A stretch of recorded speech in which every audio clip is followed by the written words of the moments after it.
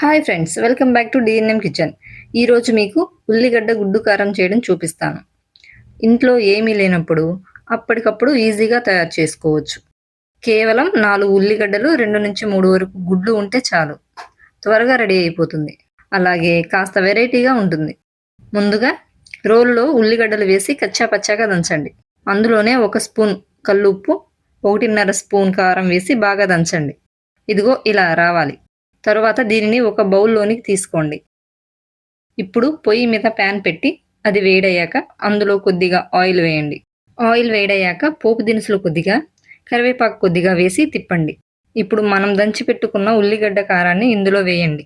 తరువాత కొద్దిగా పసుపు వేసి తిప్పండి. ఈ కారాన్ని 15 నిమిషాల పాటు బాగా వేయించి మగ్గనివ్వండి. ఇప్పుడు ఇందులో గుడ్లు పగలకొట్టి వేసి బాగా తిప్పండి.